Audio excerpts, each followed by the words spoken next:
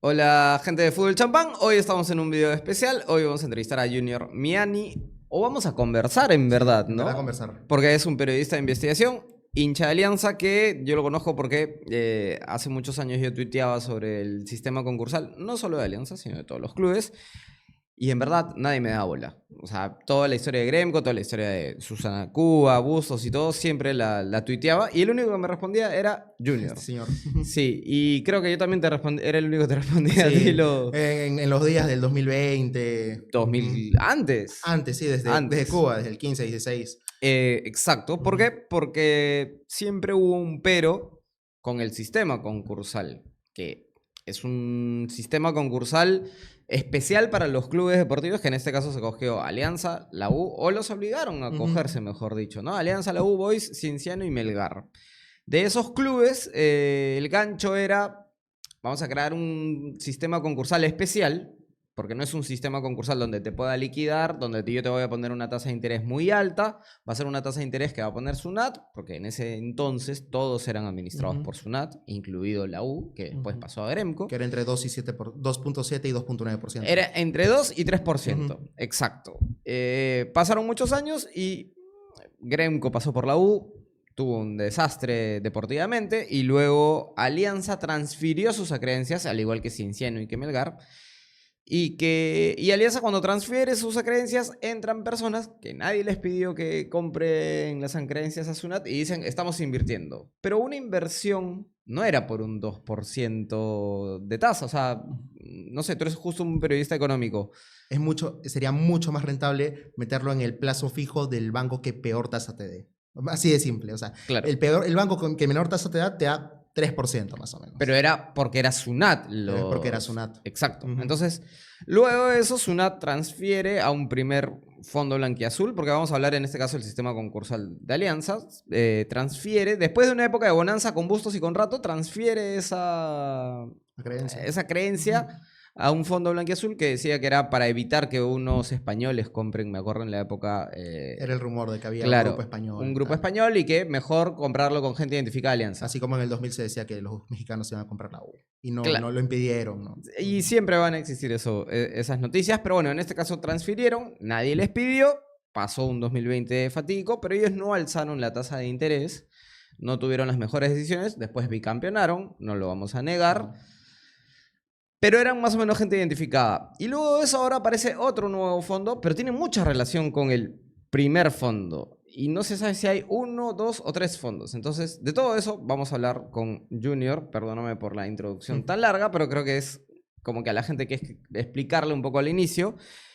Hoy, ¿cómo ves Alianza? Y después de 12 años de sistema concursal, ¿crees que esos 12 años fueron al final algo bueno del Estado? ¿O el Estado se metió en un lío? ¿O fue un lobby que en el cierto momento se hizo? Como también es un lobby la ley de la U, por ejemplo, Ujú. y que los clubes buscan lobbies. A ver, en 2012 había una situación que era imposible de negar, que era que Alianza y la U estaban en una insolvencia total. Ujú. La U tenía que pedir sponsors para viajar a Copa Sudamericana. En Alianza se recuerda mucho la famosa olla común, Claro, claro, ¿no? hacían Literalmente no podían sopa seca. operar. No podían operar, literalmente. Entonces, desde el Congreso se impulsa esta ley, Bengolea impulsa la ley, que es evidentemente una ley inconstitucional porque está hecha a la medida para que dos clubes, no 5 clubes. 5 clubes, pero en verdad dos, ¿no? En esa época hasta incluían a Cobresol, Cobresol que pero desapareció. desapareció y no se Ujú. acogió. Claro. Entonces, el problema de cuando se aprueban leyes antitécnicas o inconstitucionales es que suelen tener muchos vacíos. Ujú. Y los vacíos se vieron primero en la U con claridad por el caso Gremco, que era un acreedor hostil, un acreedor mayoritario hostil, que lo llevó al fracaso deportivo evidente. Y en el caso de Alianza, con altibajos, bajos de Cuba, de Susana Cuba, que además tuvo que lidiar con una planilla muy inflada, heredada de Alarcón, la falta de documentación, tuvo que empezar de cero y que también tomó muy, muy malas decisiones y por eso terminó Generó deuda abruptamente. corriente. Claro, millones, creo que eran 50 millones. No, o sea, la deuda Ujú, concursal terminó siendo como con intereses y todo, 50 millones de soles, ujú. el plan de reestructuración, pero aparte dejó deuda corriente que Bustos pagó en los 2 o 3 primeros años. Es Sí, más, hubo una denuncia de y que Bustos era una deuda millonaria, me acuerdo. No, Sí, no me pero acuerdo bien el la monto, pero deuda la concursal, congelada es la que estructura Susana de las deudas anteriores a ujú, ella, ¿no? sí. Pero sí hubo una deuda corriente porque ella no tampoco tenía ingresos, tampoco tuvo la mejor gestión, es más, fue denunciada, Ujú, pero Bustos cuando entra con cero ingresos y deuda corriente y deuda congelada. claro. Y él genera un cambio de... Comienza a crear las tribunas familiares, comienza a crear comisiones, comienza a trabajar, digamos, de una manera muy ok, Alianza tiene que generar plata. Sí. Contrata a Iván Huerta, contrata a Gustavo Ceballos, que en esa época gerentes deportivos eran Poco usuales, ¿no? poco usuales. Contrata a una gerente financiera, contrata a distinto... O sea, comienza a, no sé, empresariar Alianza, por así decirlo. Lo Sí. vuelve... Comienzan a haber 4 años y medio, 5 años de bonanza en los que Alianza históricamente, o sea, los clubes se manejaban muy mal e históricamente todos los años terminaba con pérdidas. Ujú. Nunca cerraba un año en verde. Lo que hizo Bustos fue, como bien dices, comenzó a llevar más gente al estadio, comenzó a impulsar campañas de marketing, eh, comenzó a hacer las cosas bien. Si bien había mucha gente que se oponía a su gestión porque no tenía éxitos deportivos, porque no los tuvo. Su éxito fue llegar 2 veces a Copa Sudamericana, si no me equivoco, era insuficiente para Alianza. Ujú. Em, pero él dejó las bases sentadas para que cuando entró Renzo Rato, 2016. en 2016-2017, Ujú. el 2017 sea el primer año en el que Alianza terminó con un superávit de 3 millones y Exacto. Alianza entre el 17 y el 2023 ha terminado con resultados operativos positivos, salvo en el 2020 que se le atribuye a la Ujú. pandemia, lo cual es verdad. Eh, pero convirtió a un club en insolvencia, a un club muy complicado, con deuda corriente, como bien dices, además de la concursal, lo convirtió en un club que cumple sus obligaciones tributarias con SUNAT, sus obligaciones concursales con SUNAT y otros contribuyentes, y lo ha llevado a ser un club exitoso, un modelo exitoso, ¿no? Claro, de hecho, Alianza genera bastante dinero, hoy también genera la U, la selección, coincidió la época de Bustos y Rato que ellos ordenaron el club y después el 2018 clasificamos al Mundial, bueno, el 2017 clasificamos Ujú, al Mundial, entonces bastantes marcas comenzaron a apoyar a la selección, pero también era, oye, vamos a meternos con Alianza Leo porque hoy todo el mundo ve fútbol. ujú. Entonces, en esa época Alianza comenzó a generar años en los que terminaban en azul. De hecho, tú dices comenzaron el primer año con 3 millones, yo también me acuerdo de eso que terminaban en azul, pero ha generado teniendo ingresos. Este año Medina dice que Alianza ingresó 120 millones de soles. Este El año año, pasado ingresó igual, que 108. no son las utilidades, es lo que ingresa. Ujú. Pero si antes los clubes se sombretaban con 10, 20, 30 millones de soles, y eso, tener 120 los ingresos históricos. Sí. Entonces, ¿qué es lo que pasa ahí? Que en el 2020 se traspasa al primer fondo blanquiazul, pero tú encontraste algo interesante ahí. Y Ricky, no sé si me ayudas poniendo la primera foto, que en el Ujú. 2020, cuando Alianza tenía mucho dinero, hay un grupo que genera un fondo blanquiazul.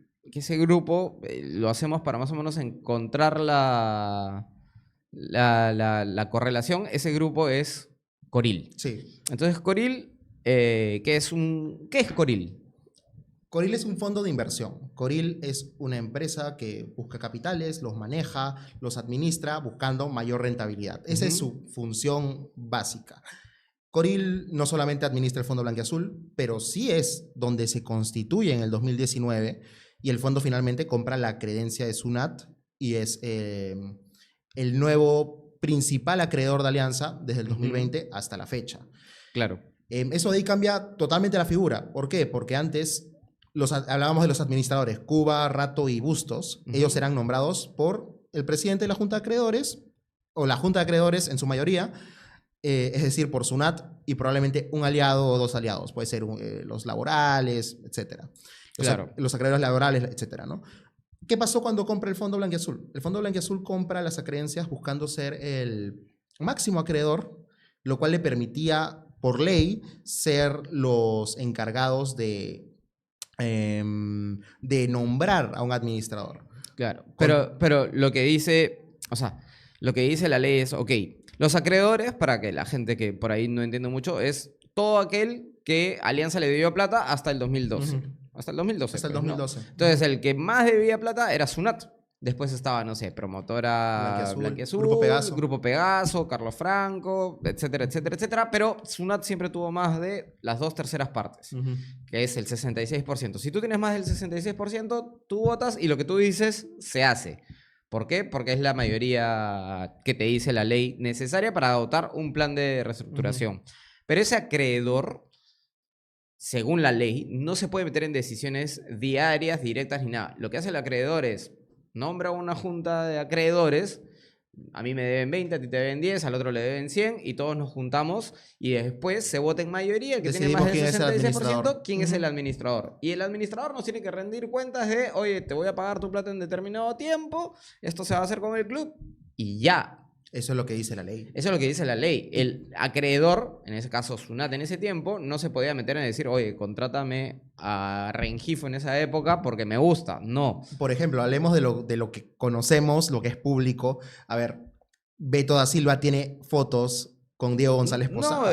No, pero a lo declaraba como... Claro, no, pero a lo que voy es que, por ejemplo, el caso de Beto da Silva, en el primer año del Fondo Blanquiazul, debió tener mucho mayor relevancia de lo que tuvo. ¿Por qué? Imagínate que hubiera salido en 2016 una foto del superintendente de Sunat con un delantero en un bar o en una discoteca y a las 2 semanas ese delantero se ha fichado por 3 años con un gran contrato en Alianza. Claro, sido un escándalo. O sea, al fin y al cabo, ¿al hincha de Alianza le interesaba campeonar o no? Porque así como el primer año odiaron todo el mundo a Diego González Posada, hoy todo el mundo lo pide de vuelta porque fue bicampeón en sus dos. Sí. Exacto. Pero, o sea, fuera de eso, si eres exitoso o no, hay algo que a ti nadie te ha pedido que tomes decisiones. Como junta de acreedores. Y la ley te lo impide, en teoría. Lo que puede ser, y lo que hizo Bustos es, Bustos no sabía de fútbol, sabía un montón de empresas y comenzó a formar comisiones, pero él sabiendo que esas comisiones tienen que dejarle un mensaje a sus gerentes y deciden sus gerentes. Correcto. Pero no era, y no eran comisiones de Sunat, obviamente a Sunat no le interesaba el fútbol, eso yo lo doy por buena fe. Entonces, en 2020 entra González Posada, Ricky, te pasé una foto. Entonces... Entra González Posada pagando tantos millones. González Posada y... Claro, González Posada, Salomón Lerner, Fara y Armejo. Esos 4 eran los que habían puesto dinero y estaba Remigio y Balón como personas suscritas. Y también Grupo Coril. Y el Grupo Coril, que es donde... Claro, pero el Grupo Coril era la parte que financiaba todo eso, ¿no? Que no sé cómo es en temas económicos, pero Diego González Posada, tú vas a poner tanto, yo hago el Sunar. Y ellos son los que se encargan de administrar el fondo, básicamente. Claro, entonces Coril siempre administró el fondo de Blanquiazul, de cierta manera, el fondo de Blanquiazul nombraba un presidente, ese era Diego González Posada, y Diego González Posada le daba. Ahí vemos la primera foto, que es, si nos damos cuenta, por Junta Universal de Accionistas, la constitución del fondo Blanquiazul. Eso fue la primera constitución del fondo Blanquiazul. No le pongas tanto zoom, amigo. Y si no me equivoco... Que es en 2019, y como ven, ahí está, esta inversión es Coril. No, Coril no ha aparecido de un día a otro, Coril está en Alianza Lima, está administrando el fondo Blanquiazul, que funge como presidente, gerente, todo en Alianza Lima desde el 2019. En el 19 se constituye y en el 20 ingresa. Esto no tiene nada que ver, es algo que todo el mundo sabía. Es más, todo el mundo normalizó que haya un grupo de socios que tomen decisiones en Alianza. O sea... Fernando Fara, Salomón Lerner, Diego González Posada, Armejo no tanto. Mucho, era el más y Remigio y Balón, ellos no tenían dinero, pero también en un momento hablaban como dirigentes, no hablaban como fondo. Después del 2020, que es que Alianza tiene este descenso, ahí como que se dan cuenta y no hablan. Pero igual se les escapaba algunas declaraciones de sí, vamos a... O sí, yo contraté a tal jugador. Exacto. Entonces... Desde el 2020 en adelante se genera el Fondo Blanquiazul. ¿Qué es lo que pasa o cuál es el problema? Porque la gente dice, ya, ¿y qué tiene? Están poniendo plata. Que Alianza en el 2012 se creó un sistema concursal para que el club vuelva a los socios y para que la tasa de interés sea mínima. Y el primer Fondo Blanquiazul quizás en el futuro tenía ideas, quizás no, eso no lo sabemos porque no lo íbamos a presenciar. No se metió con esos temas económicos. El problema más fue que tomaban decisiones sobre... personales. O sea, por ejemplo, yo tengo historias de, en cierto momento, algún miembro del Fondo Blanquiazul puso un jugador que era de Estados Unidos porque era familiar, amigo de un familiar, y el tipo estuvo 6 meses y no, Y no hizo nada. no Estaba calzaba. En la reserva y era suplente. Claro, y que acá hay un modelo raro. Todo el mundo siempre decía, eso es algo que yo siempre se lo objeté a todos los fondos blanquiazul, que eran, nosotros hemos invertido y ¿por qué no vamos a decidir? A mí me lo dijo cara a cara el expresidente del fondo blanquiazul. Y yo le dije, tú no has invertido. El que invierte, a ver, hay que ponerlo... ¿Qué es una inversión? Hay que ponerlo en contexto. Si tú constituyes una empresa, tu objetivo es tener ingresos, generar utilidades, que la empresa te genere réditos económicos y eventualmente los accionistas se van a ver beneficiados con eso. En el caso de Alianza no es así. ¿Qué es lo que ha hecho el Fondo Blanquiazul? Compró deuda. Alianza les debe dinero. Pueden hacer lo que quieran y Alianza les va a seguir debiendo el mismo dinero. Claro. O sea, ¿qué pasa? Estamos en una... Que Alianza genera 1.000 millones de soles en un año o 20. O 20 soles te van a pagar lo mismo. Y te tienen que pagar igual. Por ejemplo, este año era 6 millones de soles. En el mismo plazo y todo. Tú tienes que ver cómo hacerlo. Si no, se van a vender tu estadio, se van a vender tu marca y todo. Si no logras eso. Por ejemplo, ¿qué pasó en el 2020? Alianza descendió, se salvó en mesa. Y el Fondo Blanquiazul, los que tomaron las decisiones de poner a Mario Salas, de tratar de meterse en el vestuario de Bengoechea, imponerle jugadores que la había separado, de poner a Met, los que tomaron todas esas decisiones, no les afectó nada. O sea, económicamente. Económicamente. Sí. Ellos recibieron el dinero que Alianza les debía a la fecha indicada. Hay un cronograma de pagos que es como una ley, que es el plan de reestructuración. Este año les toca pagar 6 millones de soles. Generalmente es entre 5 y 6 millones de soles la mayor cantidad de años. Sube a 8 y después baja a 200.000 soles, creo, el último año, hasta 2032, ¿no? Sí, 33. Fines del 2032, si no me equivoco, 33. Habría que revisar. Y ahí tiene que volver a la asociación. Entonces, cuando tú inviertes plata, tú y pones un negocio o algo, si el ejercicio te va muy bien, puede que ganes más de un porcentaje establecido. Y si el ejercicio te va mal, vas a perder plata. En Alianza, no los dueños del Fondo Blanquiazul, no, ellos han comprado una deuda. Quiere decir que si Alianza genera 1.000 millones de soles, ellos van a seguir cobrando lo que está estipulado en el programa. Lo que está estipulado en el plan de reestructuración. Entonces, inversión no es. Si vas a ganar en 10, 12 años una tasa en ese momento era 2% anual, es ilógico, mete la plata en un banco y te va a dar... Y gente con ese dinero la puede meter en un banco de Estados Unidos y te da 6% a 7% mínimo. Y pueden invertir en activos de mayor riesgo, en bonos internacionales. Tienen instrumentos de inversión a montones para invertir ese dinero que es más de 20 millones de soles. Claro. Y aparte que era un 2% de la alianza que era un riesgo porque imagínate que si hubiese descendido o la tele se va ahorita y dejan de generar dinero o nos cierran el fútbol o nos desafilian o meten... Puede pasar de todo. Puede pasar de todo. Ese 2% te va a afectar porque Alianza no va a tener cómo pagarte. Y en el caso de Alianza, tú, si eres una persona normal, no vas a liquidar Matute porque vas a tener 18.000 hinchas. Exacto. Entonces, no es un negocio que cualquier persona con dos de frentes para ganar plata lo haga. Lo hicieron porque eran hinchas y vieron una posibilidad de entrar a administrar a pesar de que la ley... Vieron un vacío en la ley. Y porque también, y porque también te debe dar cierto poder ser y exposición. Exacto, presencia y todo lo que quieras. Pero en ese interín hubo una división entre... Ricky, anda mostrando las otras fotos, por favor. En ese interín hubo un tema. Ya estamos hablando que Coril siempre era una parte del fondo desde el 2019. La gente cree que entró desde el 2023. Se fue González Posada y mágicamente Coril comenzó a aparecer. Siempre estuvo. Siempre se le dijo que era cercano a Salomón Lara. Desde el día 1 estaba Coril. Exacto. No es sorpresa para nadie. Entonces, la segunda foto es como Inversiones Corporativas S.A. Es lo primero que... A ver, ¿qué ha pasado? Alianza en el último año ha sido muy firme en negar que Inversiones Coril o el Grupo Coril sea su administrador o esté vinculado al fondo o esté vinculado a ellos, etc. ¿Por qué? Porque comenzaron a salir diversas informaciones que decían que Coril estaba tomando decisiones dentro del club y evidentemente ellos no querían que suene eso. Entonces, ahí vuelve a poner la foto, porfa. Ricky, la foto, ponla, no la saques. Gracias. Ahí está. Entonces, ¿ahí qué tenemos? Estamos en la página de Sunarp, de Inversiones Coril, como ustedes ven, y Sunarp reserva en el 2023 esta denominación, Inversionistas Corporativos S.A. ¿A qué le suena? Vamos con la siguiente, ¿no? Sí, porfa, adelanta la foto. Si puedes ponerla desde arriba, Súbela un poquito. sin tanto zoom. Súbela un poquito más, un poquito más. Arriba, arriba, Que se vea el arriba. recuadro de arriba, porfa. Ya, ahorita la va a poner completamente, pero básicamente lo que nos estamos dando cuenta es que casi todos los movimientos registrales del... Ahí está. Ahí, Sin- como pueden ver, sin el número zoom. de partida es el mismo que el de Inversiones Coril, pero ahora se llama Inversionistas Corporativos SAC, que es la denominación que ellos reservaron Sácale el zoom, porfa. y que a Exacto. partir de ahora Inversiones Coril está siendo registrado en SUNARP con el nombre Inversionistas Corporativos SAC. O sea, Coril creó Inversiones Corporativos SAC. O cambió de denominación. Acá hay una polémica porque, a ver, vamos con la siguiente, porfa. Esta es la continuación de la anterior. Por favor, baja un poquito más. Abajo, abajo. Ahí se revocan los cargos, tal, tal, tal. Ahí importa la última parte. Nombrar a los señores Mirko. Vamos a la siguiente. La siguiente foto, Ricky. Ujú, Mirko miró con el DNI. ujú, con el DNI tal. Dame un segundito que te estoy pasando otra foto, Quique.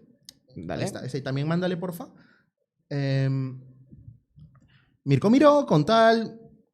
Y el señor Jorge Martín Zúñiga, identificados con tal, son los apoderados, tienen poderes en Inversionistas Corporativos SAC y ex Inversiones Coril. Y es la misma partida. Y es la misma Es como partida. un expediente que entras en SUNARP y comienza desde Coril al Fondo Blanquiazul 1, Fondo Blanquiazul 2 y ahora se lo traspasan a... Inversionistas Corporativos. O sea, pero que no es FIC.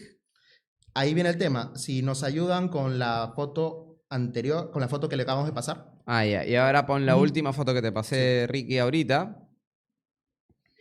En paralelo, sube un poquito más, por favor, que se vea el cuadrado. A ver, ahora sí. En paralelo, ¿qué pasó? Se creó esta empresa, Finanzas e Inversiones Corporativas. En SUNARP está como Finanzas e Inversiones Corporativos SAC. Y como ven, es prácticamente el mismo nombre que el nuevo Inversiones Coril. Y tiene al señor Mirko Reinero Miró como su fundador. Ujú. Es decir, por un lado, Inversiones Coril pasó a ser Inversionistas Corporativos SAC, cuyo apoderado es el señor Mirko Miró. Y en paralelo existe una empresa llamada Finanzas e Inversiones Corporativas SAC, que es fundada por el señor Mirko Miró. A ver.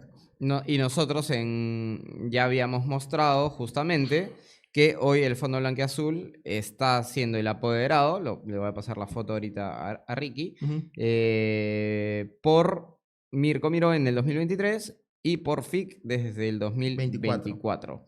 Ahí te pasé la última foto. Entonces, lo que queremos decir es que hoy el que decide en Alianza o el que tiene el liderazgo es Coril. Pero Coril mandó una nota de PR a bastantes personas en medios. Es más, a ti te contactaron para desmentir. La historia es un poquito más larga.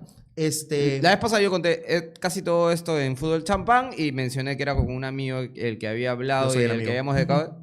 El amigo. Perfecto. Cuando yo cubro economía, soy un periodista económico y en su día tuve que cubrir los argumentos técnicos del Ministerio de Economía y Finanzas sobre la denominada ley del perro muerto. El Ministerio de Economía y Finanzas se opuso porque decía que afectaba la recaudación tributaria, que no cumplía las reglas establecidas en SUNAT, la ley, etc. La aprobaron, obviamente, ¿no? Pero ese es otro tema para otro día. ¿Qué pasó? Yo en la nota especifiqué de que la ley solamente aplicaba para Universitario y Sport Boys, no para Alianza Lima, que era el principal opositor público de la ley. Y hice la salvedad. Alianza Lima no está incluido en esta ley porque sus acreencias fueron compradas por un privado y hoy es administrado por Inversiones Coril. Así lo puse tal cual en mi nota. Claro, para entender un poco la ley especial en la que se acogió la U, yo no lo puedo decir pero muerto, no me siento bien, pero bueno, la ley es la que todo llamada, el mundo le dice, es la llamada. Exacto, porque todos los medios lo hicieron así, mencionaban que Alianza también iba a entrar y que se iba a ir a Fondo Blanquiazul. La ley inicialmente salió así, Y después, cuando pasó por el Congreso, se agregó una disposición especial que decía, excepto a los clubes que han vendido más del 50% de su creencia tributaria a un privado. Sí. Es decir, si los clubes le debían plata a SUNAT y le vendieron más de ese 50% a SUNAT para poder entrar Boys y Cienciano también. Ese movimiento también ocurrió con la ley del 2021 que también favoreció Entonces, básicamente, alguien hizo lobby de, oye, que solo le afecte a la U y a Boys para que a nosotros que hemos pagado no nos afecte. Alguien con poder en el Estado. Entonces, ¿qué sucedió? Entonces, cuando nombraste que Coril era el... Que Inversiones Coril era, porque yo no puse Grupo Coril, yo puse Inversiones Coril, como han visto ustedes, yo tenía el documento de SUNAR que lo probaba, ¿no? Que probaba que Inversiones Coril era el que administra el Fondo Blanquiazul, que es el presidente de la Junta de Acreedores de Alianza. Entonces, ¿qué ocurre? La PR de Alianza me escribe y me dice, Junior, no es cierto que Inversiones Coril es el administrador, es quien administra el fondo o quien administra Alianza. Y yo le digo, sí es, yo tengo la documentación, yo no estoy... Que es todo lo que acabamos de mostrar. Sí, yo no estoy opinando, yo estoy diciendo que lo es porque tengo documentos que lo prueban. Y la PR me dice, no, a mí me han dicho desde el club que no es, que no es, que no es. Yo le digo, ok, está bien, no es, dime tú quién es. Y ella me dijo, pero eso yo no lo sé. ¿Ya? Primera cosa rara, ¿no? Segunda cosa rara, yo le dije, o sea, ella me pidió el documento, yo se lo mandé, y al rato, a la media hora, me vuelve a escribir y me dice, pero ese documento es del 2019, ahora ya se ha actualizado. Esta es la empresa que administra Alianza, Finanzas e Inversiones Corporativas. Que es lo que mostramos en SUNAR hace un rato, que hemos mostrado que Finanzas e Inversiones Corporativas... Está muy, si no podemos decir que es lo mismo, está muy, pero que muy ligado a Inversiones Coril. Claro, porque... todos los caminos llevan a Coril, es la frase todos los caminos llevan a Coril. Exacto. Coril crea una empresa llamada, para no errar, a ver, crea la empresa Inversionistas Corporativos SAC. A los meses, Coril crea Inversionistas Corporativos SAC, nombra al señor Mirko Miró como apoderado. El señor es el apoderado, además del Fondo Blanquiazul, el encargado de la Junta de Acreedores de Alianza Lima. Y meses después se funda la empresa Finanzas e Inversiones Corporativas SAC, casi el mismo nombre, y la funda el señor Mirko Miró. Mirko Miró. Moro. Sí. Que Que trabaja para Jorge Zúñiga, que hoy es el presidente de la Junta de Acreedores y es el presidente del Fondo Blanquiazul. Y que también es apoderado de Inversionistas Corporativos SAC. Entonces es muy evidente que Coril tiene mucho que ver en la toma de decisiones de la Junta de Acreedores, y ellos nombran a Medina. Bueno, la información que te dicen los trabajadores del club es que hay bastante cercanía. Es más, yo te voy a complementar.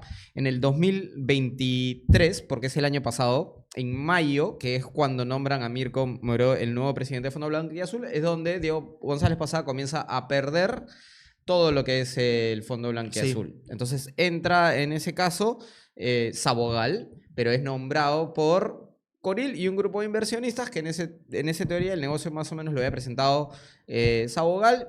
Helio Casareto también es conocido como que quien presentó una forma en que Coril ponía la espalda financiera, pero iban a haber tres personas que el más conocido terminó siendo Iraoka, en algún momento declaró como el nuevo más público inversionista de Fondo Blanquiazul. Y era el que menos invertía. Exacto. Y el 2024, a inicios de año, es más, yo tengo información que había un directorio todos los martes donde se reunía el nuevo Fondo Blanquiazul e iba Coril, e iba Iraoka, e iba Salomón Lerner. Y es más, había a veces unas preguntas de los que no eran Coril y ¿por qué está Salomón Lerner acá? Y Coril le decía porque es nuestro asesor y nos daba la espalda. Entonces casi todo el año esas decisiones corporativas estaba, no sé, en algún momento habrá ido Sabogal, Helio, Lerner, Coril, Iraoka, y en algunos momentos fue Gerkrat, que era trabajador, Medina, Diego Guerrero, me imagino. O sea, son todos los que han estado diciendo en la alianza. Entonces acá hay un problema que no es un problema que yo tenga en contra de Coril o de FIC o de SAC, ni tú, porque si al fin y al cabo hacen un buen trabajo y heredan algo, porque, ok, heredaron algo. Ojalá hagan un buen trabajo. Claro, no hay ningún tema, pero elevaron la tasa de interés del 2 al 7%, cuando Alianza entró hace 12 años del 2 al 7%, y estos nuevos inversionistas dicen, es que no es negocio. Porque nadie te pidió que sea negocio. Esto fue una ley para salvar al club, no para que la gente no para ti. No para que un tercero haga dinero. El club no es una empresa. Exacto. Y hoy hay decisiones que, por ejemplo, han multado a Alianza con el apagón, han contratado a Díaz y se va. Han despedido gente, han despedido... En los últimos 4 o 5 años, no solo en este nuevo fondo, sino en el anterior, el mayor problema que se iba el dinero era que tenían que contrataban jugadores y todos los años terminan votando a todos los jugadores y terminas pagándole el sueldo. O contratas a gerentes y los tienes que votar y les tienes que pagar. Acá no es que Alianza o no entrenadores. Exacto. Y cuando comienzas a sumar esos gastos hormigas, es un montón de dinero. Pero es dinero que le cuesta a Alianza. No es un dinero que le cuesta al Fondo Blanquiazul, ni el primero, ni el segundo, ni el tercero. Este año Alianza queda fase 4 de la Copa Libertadores. Tiene que pagar millones de soles en multas, que ya no las vamos a nombrar porque todo el mundo las conoce. Todo el mundo las conoce. ¿Quién las paga? Alianza.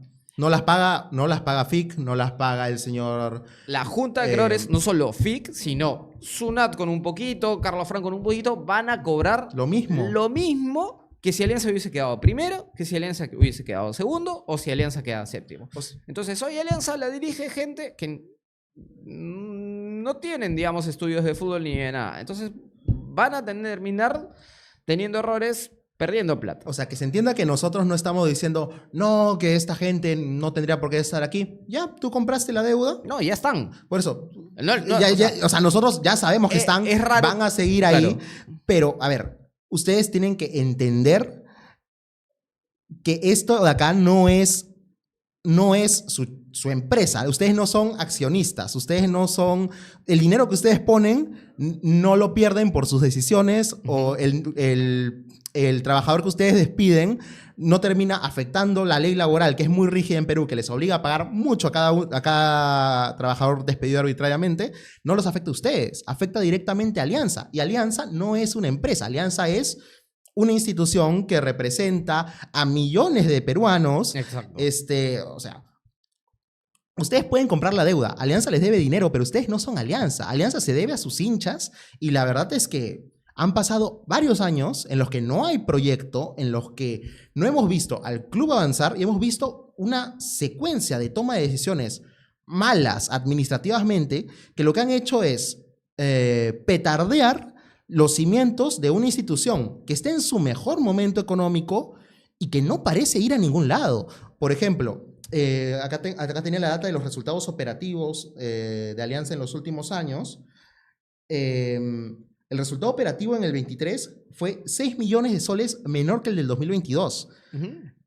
Cada vez Alianza ingresa más, pero el resultado es menor. ¿Por qué? Porque también gasta más y no lo está gastando bien. Y entiendo, Quique, que tú tienes información de que este año las cosas están todavía peor.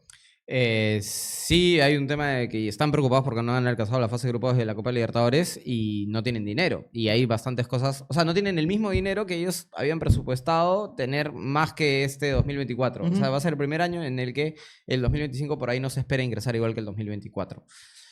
Aún así sigue siendo más dinero que Cristal, aún así sigue siendo dinero Melgar, restando la deuda concursal y todo. Acá el problema es que Coril no se va a ir, ha gastado plata y no se va a ir si no le pagan plata. Y si alguien le compra la creencia Coril, va a ser lo mismo. Ya la tasa de interés se bajó a 7, no se va a volver a mover a 2 porque nadie lo va a hacer. Nadie lo va a hacer. ¿Por qué tú comprarías una deuda para perjudicar tu propia tasa de interés? No tiene ningún sentido. Exacto. No es negocio. Yo creo que les ofrecieron que iban a ser otros los socios y ellos se metieron y hoy no sé si saben qué hacer con el club. Lamentablemente es eso. Acaban de destituir a Marioni y es ahora quien dirige, quien elige. Lo va a hacer Zúñiga, lo va a hacer Medina. Se va a ir Medina, se va a ir Zúñiga. Lo que yo acá reclamo un poco es por qué hacer tanta parafernalia para ocultar quiénes son los que hoy son los presidentes de la Junta de Acreedores. Y a mí lo que me interesa no me interesa si sacan a Soso, ni a Marioni, ni a nadie. A mí me interesa quién va a ser el administrador y que este administrador haga su chamba. Tenga independencia. Independientemente. Claro. Exacto. A ver, ¿por qué? Y que se busque gente identificada con el club. ¿Cuál fue el éxito de Bustos y Rato? Bustos y Rato, sin ser expertos en fútbol o sin haber tenido experiencia en el negocio de fútbol, sí eran muy buenos gestores. Es más, ustedes pueden ver la trayectoria que ellos tienen luego de Alianza. Son directores de empresas, son gerentes de empresas. Se acompañaron con un montón de gente que también era la manera en la que ellos podían suplantar un poco que ellos no eran del entorno fútbol. O sea, explicarle el fútbol peruano a alguien siendo informal difícil. es muy difícil. Entonces estas personas son nuevas en un negocio que no conocen mucho. Pero sí conocen de gestión. Exacto. Entonces tendrían que hacer eso. Pero hay tanta enemistad y tanto Game of Thrones se juega en Alianza Lima que hoy ellos a quién le tocan la puerta. Entonces, para mí, ¿cuál es la solución? Para mí la solución es que esto se convierta en el modelo alemán. Ya lo hemos dicho anteriores veces, se nos ha acabado el tiempo. En otra ocasión lo voy a contar, que el modelo alemán para mí es en el que haya El 50+1. el 50+1 y que Coril tenga un porcentaje de acciones de Alianza Lima y que los socios se abra el padrón, tengan un mayor porcentaje de Alianza Lima durante 30 años, 20 años, no de por vida, sino que se haga un ejercicio en el que le sea más efectivo a los socios, en el que tengan mayor participación de juzgar y todo, y que Coril tenga más plata de la que va a tener en el proceso concursal, haciendo un ejercicio en el que los socios empujen a los privados y los privados Pero empujen a aseguran, los socios. y eso ahí asegura dos cosas: fiscalización entre uno al otro, entre lo que hacen la suerte de accionistas, perdón, y también te da más independencia para las gerencias. Yo tendría que estudiar más ese modelo para decir si estoy a favor Yo o no. lo tengo estudiadísimo, se lo he propuesto a Fondo Blanquiazul 1, a Fondo Blanquiazul 2 indirectamente, a Sunat, y a Sunat 2, Sunat 3 porque se lo ofrecía a Busto, se lo ofrecía a Rato. Nadie nunca quiso abrir el padrón de socios. Lo que yo creo es que los hinchas de Alianza hemos estado muy perfil bajo, muy callados por muchos años. Y la única forma de salvar el desastre que están haciendo en el club, porque el desastre no es solamente no ganar un partido, no llegar a una semifinal, no llegar a una final, no llegar a la Copa Libertadores. El desastre es que Alianza, en su mejor momento, no está poniendo las bases para ser la institución que todos queremos que sea. Hoy sería el momento para que Alianza, en estos últimos 7 años, estamos en el mejor momento económico de Alianza y no hemos avanzado nada desde que Rato se fue. Sí, Rato se fue subcampeón, se fue cuarto en Libertadores, ahora somos Perú 4 y somos cuartos en Libertadores. Lo que tenemos que hacer los hinchas es comenzar a discutir qué podemos hacer. O sea, ya tenemos que poner ideas como la de Quique, seguramente otros tendrán otras ideas, pero nosotros tenemos que proponerlas. Ni me interesa participar, yo voy a ser siempre transparente con lo que yo pienso que puede ser lo mejor para Alianza. Algunos me podrán mandar a la mierda. Déjenme en los comentarios, no tengo ningún problema. Y si les interesó esta conversación con Junior y quieren una segunda parte, también déjanos en los comentarios, porque creo que nos quedó un poco corto. Nos quedó un poco corto, tenemos muchas cosas que hablar. El tráfico mira la hora. llegar tarde. Mira. Así que gracias, gente. Esto es Fútbol Champán Talks, como dice Junior. Chao. Chao, chao.